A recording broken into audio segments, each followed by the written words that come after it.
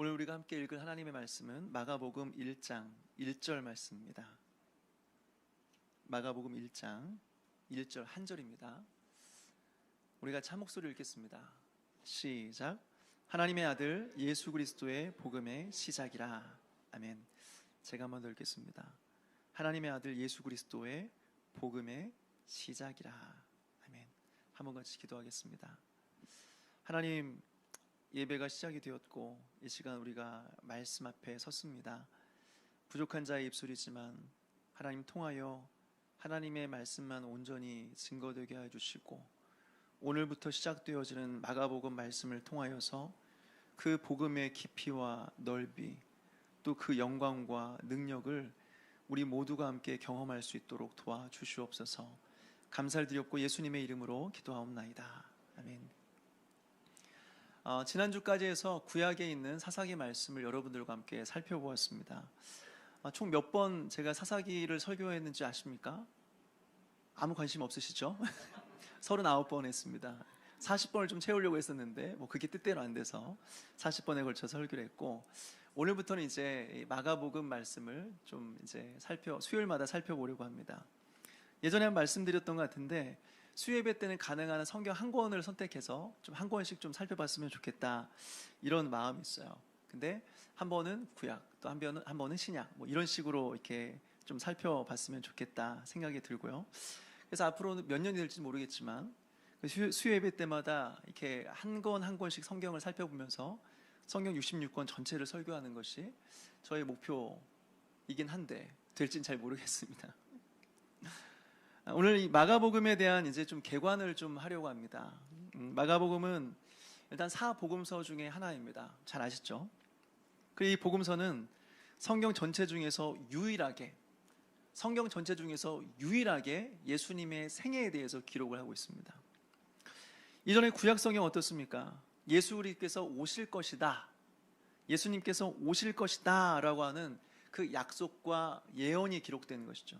예수님의 생애를 기록하지는 않았습니다.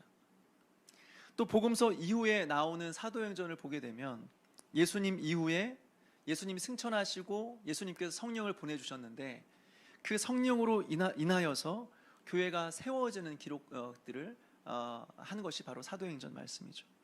그리고 그 이후에 서신서가 기록되었는데 서신서의 내용은 무엇이냐?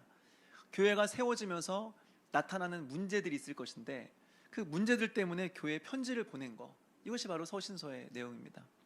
그리고 마지막 요한계시록은 예수 그리스도의 다시 오심, 마지막 날 재림에 대해서 기록하고 있다라고 하는 거죠. 따라서 성경을 한마디로 말하면 결국에는 예수 그리스도에 관한 이야기입니다. 이것이 바로 성경입니다. 그런데 예수님의 생애 자체에 관심을 가지고 초점을 맞추고 기록하는 것은 이 복음서밖에 없다라고 하는 거죠.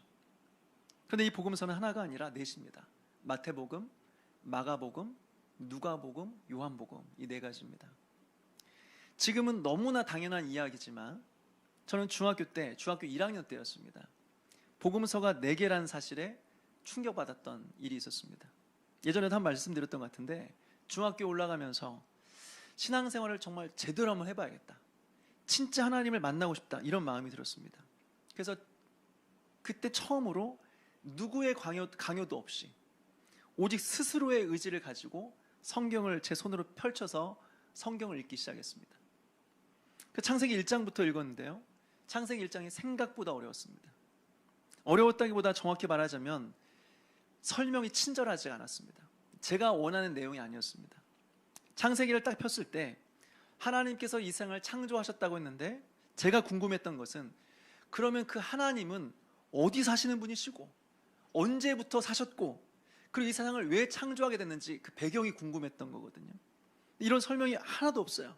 그냥 태초에 하나님이 천지를 창조하시니라.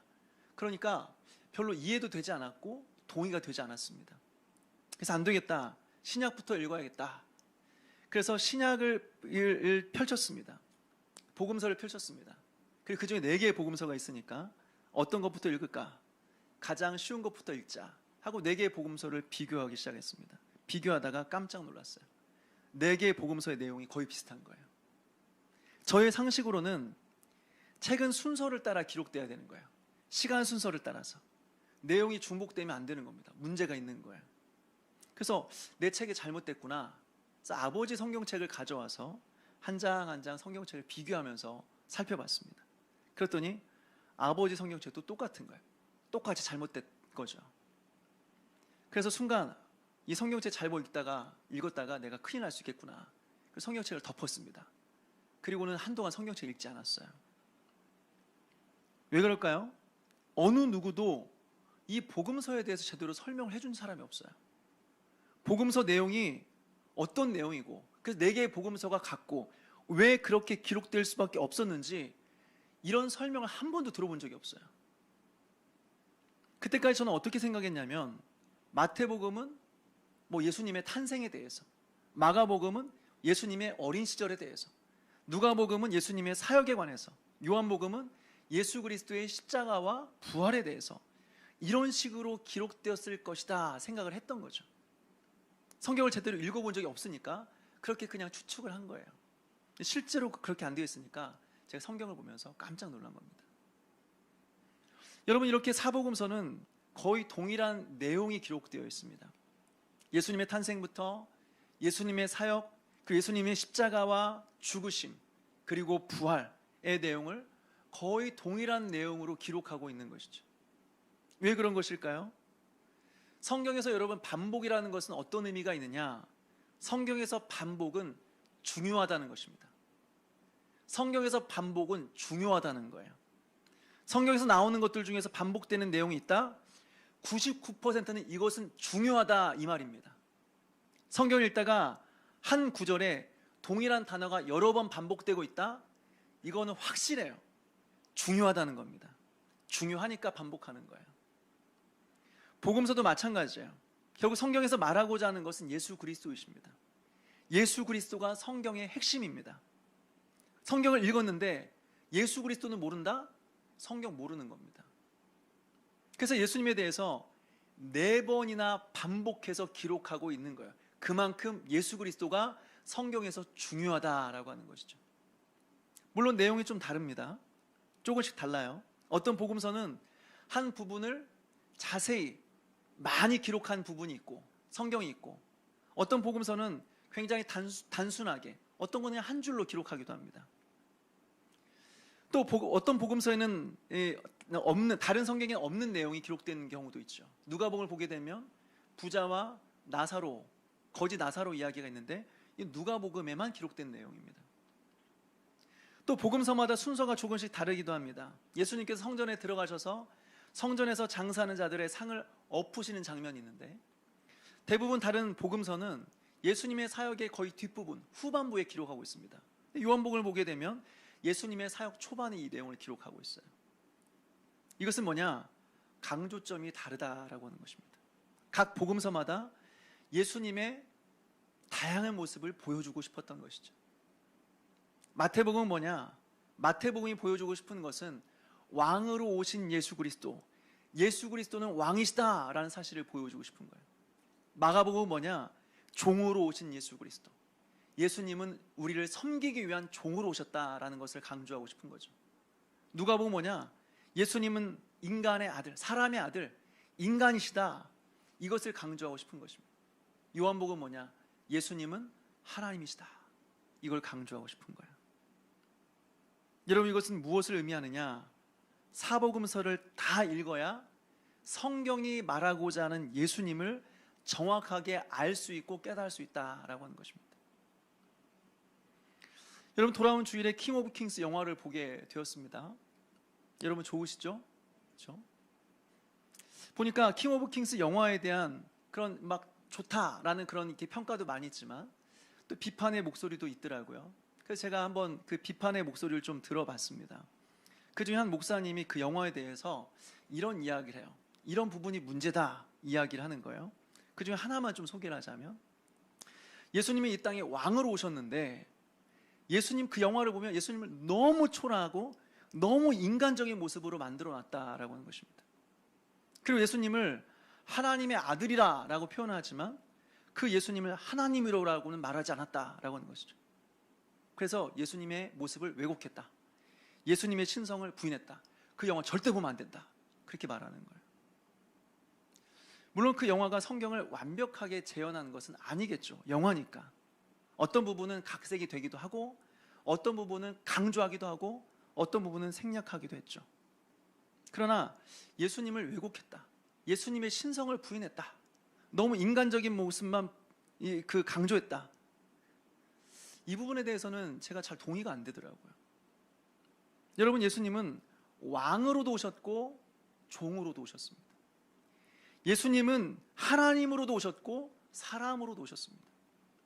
그래야 그분이 우리를 위해 이 땅에 오신 성경이 증언하고 있는 예수 그리스도가 되는 것이지, 하나만 강조하고 나머지는 강조하지 않는다? 라고 한다면 그건 성경이 말하는 예수님의 모습이 아닐 수 있다. 우리는 전체적인 모습을 봐야 된다라고 하는 것입니다. 이제 오늘 마가복음으로 들어가서요, 마가복음이라는 제목에서 알 수 있는 기본적인 내용이 무엇이냐. 가장 먼저 알 수 있는 것은 마가라는 저자가 기록한 복음에 대한 내용이다. 이것이 마가복음 그 제목에서 알 수 있는 기본적인 사실입니다. 마가라는 사람이 기록한 복음이다. 이것이 마가복음이라는 거죠. 먼저 마가라는 저자에 대해 살펴보려고 합니다. 이 마가라는 저자가 왜 중요하냐? 사실 신약 성경에서 중요한 것이 있는데 두 개가 있습니다. 첫째는 저자이고요. 두 번째는 이 신약 성경을 그 당시에 교회가 사용했느냐, 이 부분입니다. 이 두 가지가 굉장히 중요합니다. 좀 더 정확히 말하자면 신약 성경을 기록한 사람이 예수님의 12제자 중에 하나인 사도였느냐라고 하는 것과 이 성경을 초기 교회가 성경으로 받아들이고 사용했느냐, 이 두 가지가 굉장히 중요합니다. 왜 그러느냐? 누가복음에 보니까 그 당시에 예수님에 관하여서 기록하려고 붓을 든 사람이 많이 있었다, 이렇게 말하고 있습니다. 예수님에 대해서 기록하려고 붓을 든 사람이 많이 있었다는 거예요.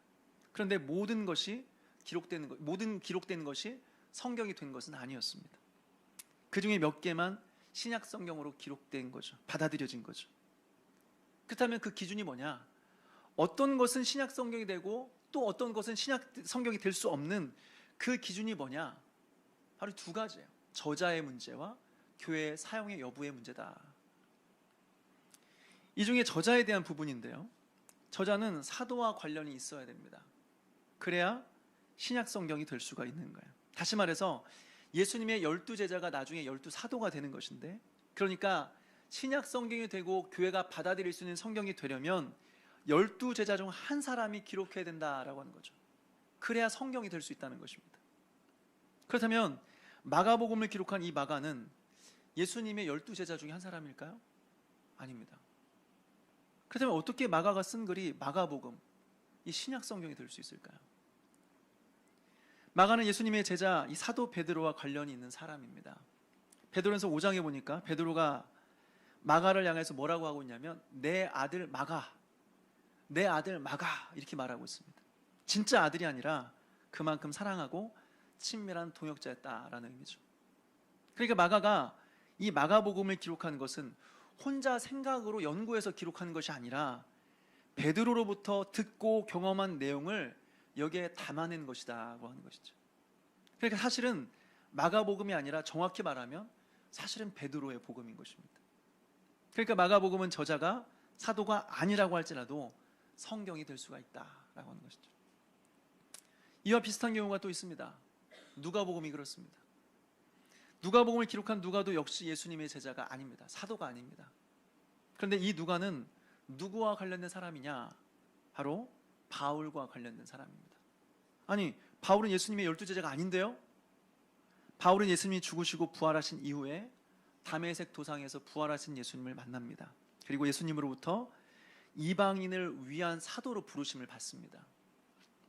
그래서 바울이 기록한 수많은 편지들이 다 성경이 될 수가 있는 것입니다. 사도이기 때문에 그렇습니다. 이렇게 신약 성경은 모두 사도와 연결되어 있어요. 그래서 마가복음 또한 우리는 하나님의 말씀이다, 성경이다, 우리는 이해할 수 있는 겁니다. 또 한 가지 살펴볼 것은 마가복음의 순서입니다. 우리가 성경을 보면서 착각하는 것 중에 하나가 무엇이냐면 성경이 시간 순서대로 기록되었을 것이다, 이렇게 우리는 생각합니다. 물론 대략적으로는 그렇습니다. 대략적으로는 시간 순서대로 기록이 되어 있습니다. 그렇지만 정확히 말하자면, 따지고 보면 성경은 시간 순서대로 기록되어 있지 않고 의미가 있는 순서대로 기록이 되어 있습니다. 좀 더 정확히 말하자면 각 성경은 원래부터 따로따로 기록됐습니다. 성경 66권이 한 권으로 쓰여져서 주어진 것이 아니라 각각의 성경이 따로따로 기록이 되었는데, 나중에 이것을 하나로 모아서 성경 한 권으로 만드는 과정 속에서 사람들이 지금의 순서로 배열을 했다고 하는 것입니다. 그런데 시간 순서가 아니라 의미의 순서로 배열을 했다고 하는 것이죠. 오늘 마가복음도 마찬가지입니다. 그 앞에 마태복음이 있고 그 다음에 마가복음이 있습니다. 그러니까 마태복음이 먼저 기록되고 그 다음에 마가복음이 기록되었구나, 이렇게 생각할 수 있지만 이것이 아니라는 것이죠. 복음서 중에서 가장 먼저 기록된 성경은 마가복음입니다. 그러니까 여러분들과 신약을 살펴보면서 마가복음을 살펴보는 이유도 바로 여기 있어요. 가장 먼저 기록된 성경이기 때문에 그렇습니다. 그렇다면 신약 성경은 왜 마가복음을 먼저 배치하지 않고 마태복음을 먼저 앞에 배치했느냐? 마태복음이 신약과 구약을 연결하는 데 있어서 가장 적합하기 때문에 그렇습니다. 여러분, 마태복음 1장에 보게 되면 어떤 내용이 기록되어 있냐면 족보로 시작하고 있습니다. 아브라함과 다윗의 자손 예수 그리스도의 계보다라고 하면서 아브라함부터 시작된 족보들을 쭉 기록해서 예수님까지 이어가고 있어요. 이것을 통해서 마가복음 구약과 동떨어진 상관없는 이야기가 아니라 아브라함으로부터 시작된 하나님의 계시가 예수님으로 인하여서 성취된 이야기구나, 이것이 마태복음이구나, 그리고 이것이 신약성경이구나 라는 것을 알게 만드는 것이 마태복음이다라고 하는 거죠. 또 마태복음의 내용을 보게 되면 구약 성취 인용문이 자주 등장하게 됩니다. 이르되 유대 베들레헴이오니 이는 선지자로 이렇게 기록된 바, 또 유대 땅 베들레헴아 너는 유대 고을 중에서 가장 작지 아니하노다. 내게서 한 다스리는 자가 나와서 내 백성 이스라엘의 목자가 되리라 하였음이니라. 이는 선지자 이사야를 통해서 하신 말씀을 이루려 하심이라. 뭐예요? 예수님과 관련된 모든 사건들이 그냥 이루어진 일들이 아니라는 거예요. 구약의 약속을 성취하기 위한 약속된 일이다라고 하는 것을 보여주고 있는 것이죠.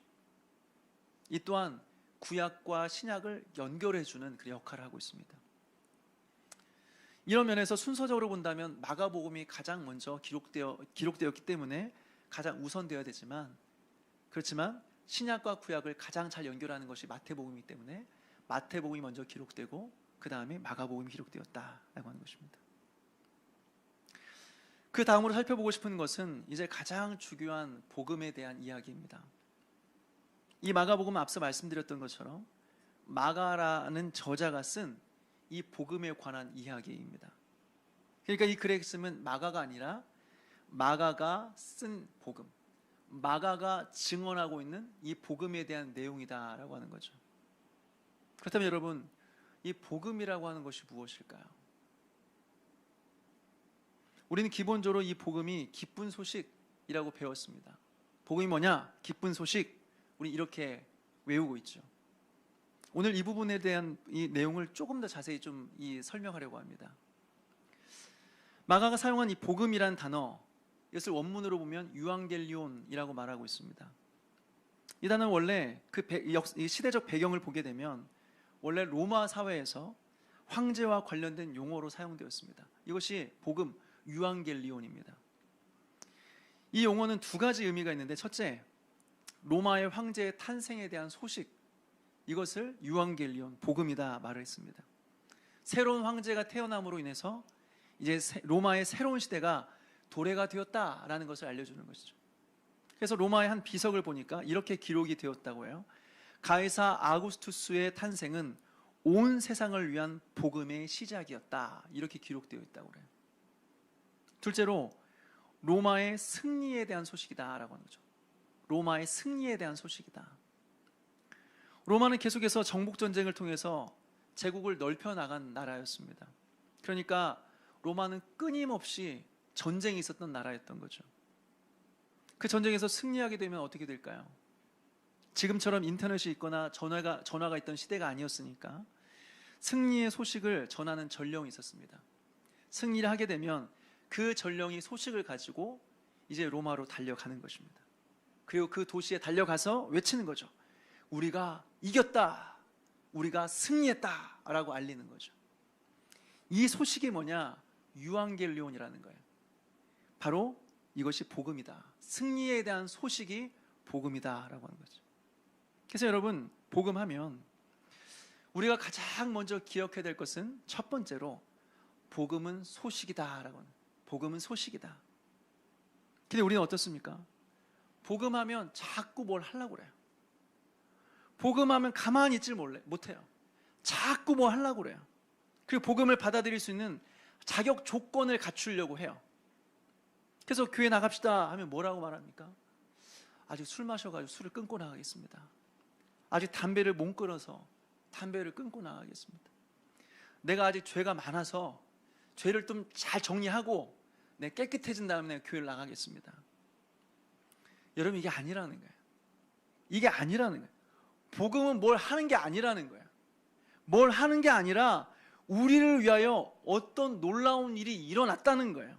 이것에 대한 소식이 복음이라는 것입니다. 예를 들어서 우리나라가 35년 5개월 동안 일본의 지배를 당했습니다. 근데 갑자기 끝나지 않을 것 같았던 일본의 지배가 순식간에 갑자기 끝나버렸어요. 무슨 일이 있었던 것입니까? 미국이 일본의 원자폭탄 2발을 떨어뜨렸습니다. 하나는 1945년 8월 6일 히로시마에 떨어뜨렸고, 또 하나는 1945년 그해 8월 9일 나가사키에 떨어뜨렸어요. 이것 때문에 히로시마에서는 16만 명이 죽었고 나가사키에서는 8만 명이 죽었습니다. 예전에 제가 원폭 60주년 행사 때에 히로시마에 방문한 적이 있습니다. 제가 무슨 관계된 사람은 아니고 놀러 갔는데 그 해가 60주년이었었고 히로시마를 지나가다가 한번 들린 적이 있습니다. 보니까 사진으로 이제 기록을 되었는데 원폭 투하 직전과 직후에 사진이 기록되어 있었어요. 두 사람이 자리에 앉아 있었습니다. 그 사진이 있었습니다. 원폭 투하 이후에 다음 사진을 보니까 사람이 흔적도 없이 사라졌습니다. 흔적도 없이 사라져 버렸어요. 이런 일이 일본에서 있었던 거예요. 그러니까 무슨 일이 일어나느냐? 일본이 항복하고 두 손 두 발 다 들고 이제 그 항복의 내용을 방송으로 이제 보내는 것입니다. 그 소식이 어디까지 전달되었느냐? 우리나라까지 그 소식이 전달되었어요. 그렇다면 여러분, 그 소식을 들은 사람들은 기분이 어땠을까요? 기뻤겠죠. 이제 일본의 지배는 종식되었고 해방을 맞이하게 되었다는 것입니다. 35년 5개월 동안의 일제 치하에서 벗어나게 됐다는 것입니다. 다시 말해서 꿈만 같은 일이 일어난 거예요. 여러분, 이것이 복음이라는 것입니다. 복음은 소식이에요. 뭘 하는 게 아니에요. 아니, 일본이 항복했다는 소식을 듣고 우리가 해방되었다는 소식을 듣고 도대체 뭘 해요? 한다는 게 무슨 의미가 있어요? 그냥 그 일이 일어났다는 거예요. 꿈만 같은 일이 우리 눈앞에 일어났다는 거예요. 그 소식이 지금 나를 기쁘게 하고 있다는 거예요. 이것이 복음이라는 것입니다.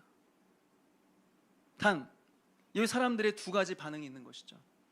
어떤 사람은 이 해방의 소식을 듣고 그 기쁨 속에서 대한민국 국민으로서의 자유를 누리며 살아가는 사람이 있고, 또 어떤 사람은 해방의 소식을 들었음에도 불구하고 철수하는 일본 군인들의 바지가라기를 붙잡는 것입니다. 그리고 말하는 것이죠. 어디 가세요? 좀 더 있다 가요. 그동안 정도 많이 들었는데 좀 더 있으면서 나를 좀 더 괴롭혀 주세요. 총칼로 나를 좀 더 다스려 주세요. 여러분, 이것은 무엇입니까? 복음을 듣는 사람들의 두 가지 반응이다라고 하는 것이죠. 하나는 복음을 진짜 믿은 사람이고, 다른 하나는 복음을 믿지 않은 것입니다. 이게 복음에 대한 핵심적인 내용입니다. 복음은 소식인데 이 소식에 대한 반응에 따라서 두 종류의 사람으로 나누어진다라고 하는 것이죠. 복음을 따라 살아가는 사람이 있고 복음과 상관없이 살아간 사람이 있을 수 있다라고 하는 것이죠. 두 번째, 이 복음은 예수님께서 행하신 일에 대한 소식이다라고 하는 것입니다.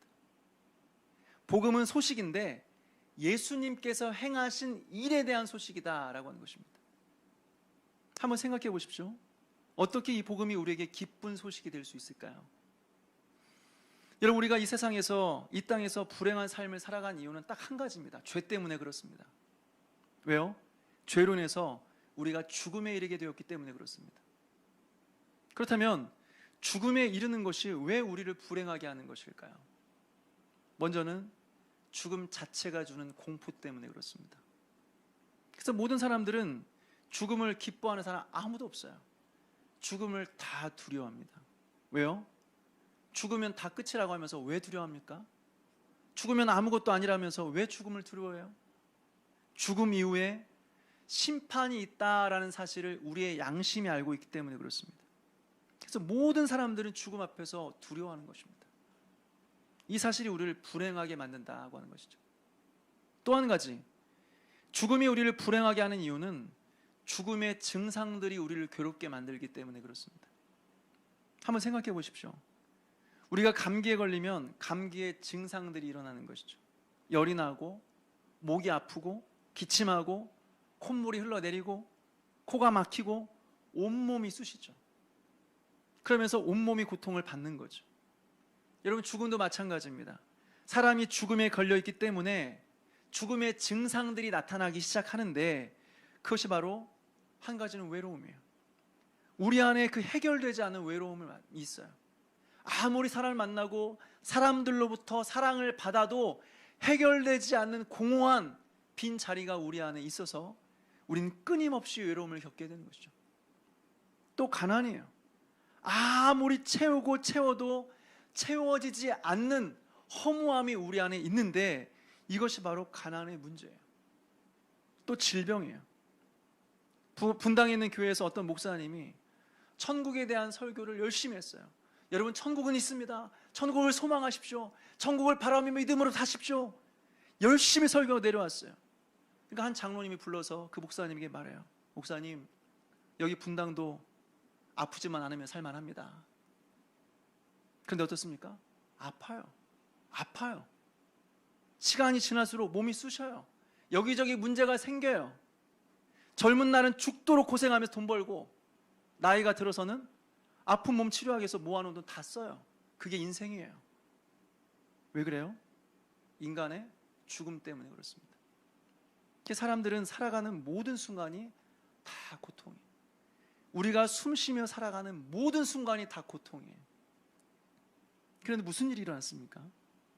이 고통의 문제를 예수님께서 해결해 주신 거예요. 예수님께서 우리의 모든 죽음과 죽음의 원인이 되는 이 죄를 위해서 십자가에 오르신 것입니다. 그래서 우리의 죄를 대신 담당해 주신 것이죠. 그래서 나의 죄의 문제, 죽음의 문제를 해결해 주신 것입니다.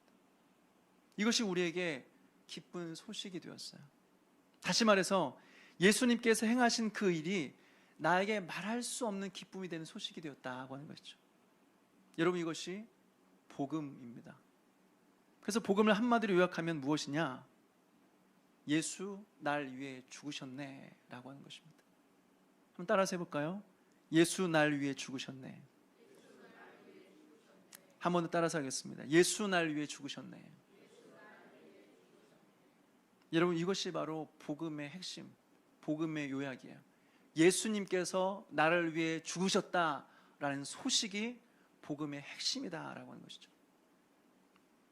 세 번째로 이 복음에 대해서 알아야 될 것은, 복음은 단순하지 않다는 것입니다. 복음은 단순하지 않다. 여러분, 오늘날 교회의 큰 위기 중에 하나가 무엇이냐면 복음을 너무나 생략해 버렸다고 하는 것이죠. 복음에 말할 수 없는 풍성함이 있는데 그 풍성한 지식과 풍성한 은혜를 너무나 축소해 버렸다고 하는 거예요. 그래서 어떻습니까? 사람들이 복음을 잘 몰라요. 그리고 복음을 싸구려 취급해요. 싸구려 취급해요. 물론 우리가 구원받기 위해서 엄청난 지식을 알아야 되고, 그래서 똑똑한 사람만 구원받을 수 있다, 이 말이 아닙니다. 성경 66권 다 외워야 천국 갈 수 있다, 아니에요. 신학교를 졸업해야 천국 갈 수 있다, 그 말 아닙니다.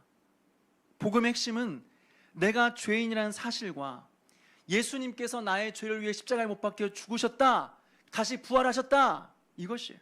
그리고 이것을 믿음으로 구원에 이를 수 있다, 이것이 복음의 내용입니다. 이것을 우리가 정확히 알고 믿으면 구원받는 거예요. 그리고 어떤 경우는 이 한마디에 모든 것이 다 이해되고 믿어지는 경우도 있어요. 하나님의 특별한 은혜 속에서 이 사실만으로도 모든 것이 이해가 되고 믿어지는 경우가 있어요.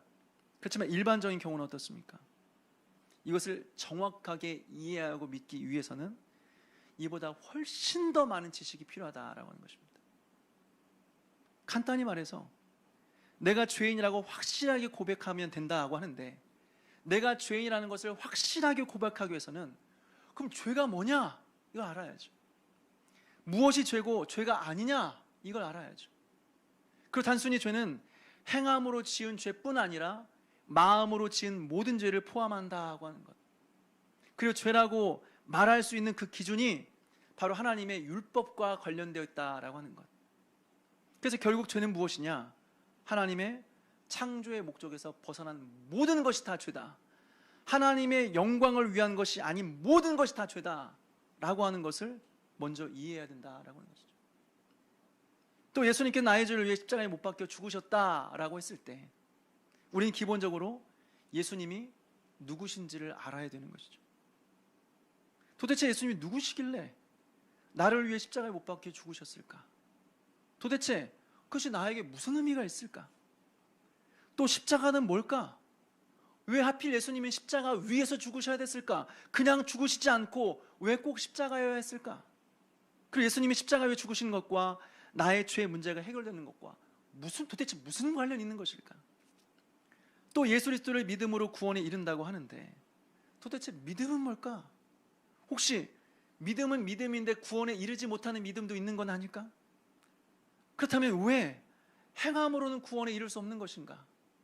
그리고 왜 믿음의 결과가 구원인가? 그렇다면 성경이 말하는 구원이라고 하는 것은 무엇일까? 여러분, 사실 이 모든 것을 이해했을 때 나는 죄인이고 예수님께 나의 죄를 위하여 십자가에 못 박혀 죽으셨다. 그리고 오직 믿음으로만 구원받는다. 이것이 우리의 확실한 고백과 믿음으로 이어지게 되는 것입니다. 다시 말해서 믿음은 오직 하나님의 은혜이고 성령의 역사이긴 하지만, 그리고 이 믿음은 선물로 주어지는 것이긴 하지만, 이 믿음은 이 모든 것에 대한 이해를 동반하고 있다고 하는 것입니다. 물론 매우 특별한 경우, 아주 특별한 경우는 복음을 듣자마자, 이 단순한 몇 글자만 듣자마자 모든 것이 다 꿰뚫어지는 것처럼 복음이 담겨있는 모든 의미가 다 순식간에 이해가 되기도 합니다. 믿어지는 경우도 있습니다. 그러나 그것은 일반적인 경우가 아니에요. 일반적으로는 복음에 담겨있는 충분한 내용이 대한 이해가 필요하다라고 하는 것이죠. 그래서 하나님은 여러분 성경 66권을 우리에게 주신 것이에요.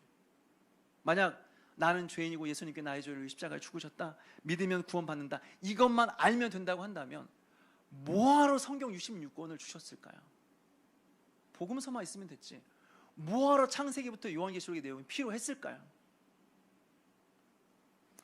하나님께서 우리에게 성경 66권을 주신 것은 복음이 단순하지 않다라는 것을 우리에게 가르쳐 주시기 위함입니다. 다시 말해서 복음의 풍성함의 비밀을 우리에게 깨닫게 하시기 위해서 성경 66권을 주셨다고 하는 거예요. 마지막으로 복음은 모든 것에 영향을 미칩니다. 복음은 모든 것에 영향을 미칩니다. 여러분, 복음은 소식입니다. 나하고 아무런 상관이 없는 곳에서 일어난, 나하고 사실은 아무런 상관없이 일어난 일입니다. 소식이에요. 그리고 그 일은 예수 그리스도와 관련된 일입니다. 그런데 놀라운 것은 그 복음을 들었을 때에 그 복음이 모든 곳에 영향을 미치게 된다라고 하는 것이죠. 먼저는 그 복음의 변화가 복음을 들은 우리 안에서 시작됩니다. 그래서 우리의 본성을 변화시키기 시작합니다. 우리의 내면을 변화시키기 시작합니다. 그래서 그것이 우리의 삶의 변화로 이어지기 시작하는 것입니다. 여러분, 이것이 바로 야고보서가 말하는 행함이 없는 믿음은 죽은 믿음이다 라는 의미예요. 이 말은 복음을 받아들이기 위해서는 행함이 필요하다, 열심히 노력해야 구원받는다, 이 말이 아니에요. 복음을 받아들이기 위해 조건이 필요하다는 말이 아닙니다. 복음을 듣게 되면 우리 안에서 변화가 일어나기 시작한다는 말이에요. 그래서 그 변화가 삶의 변화로 이어진다는 말이에요. 그래서 결국 우리가 구원받았다는 사실을 어떻게 아느냐? 우리의 삶의 변화로 알게 된다라고 하는 거예요. 이것이 행함이 없는 믿음은 죽은 믿음이다라는 의미예요. 열심히 노력해야 구원받는 것이 아니라 우리 안에 그 복음을 듣게 되면 변화는 시작되는 것이다. 반드시 시작되어 우리의 삶의 모든 곳에 영향을 미치고 변화를 준다라고 하는 것이, 이것이 바로 이 성경의 가르침이다라고 하는 것이죠. 사랑하는 여러분, 말씀을 정리합니다. 마가복음은 마가라는 사람이 우리에게 들려주는 복음에 대한 이야기입니다.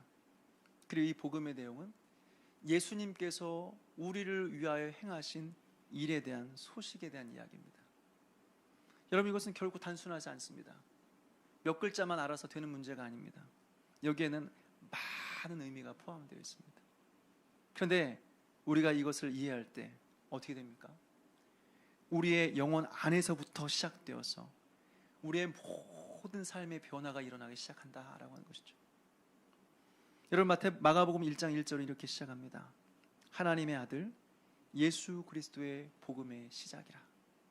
하나님의 아들 예수 그리스도의 복음의 시작이라. 여러분, 이 예수님에 대한 이 복음의 이야기가 시작이 되었습니다.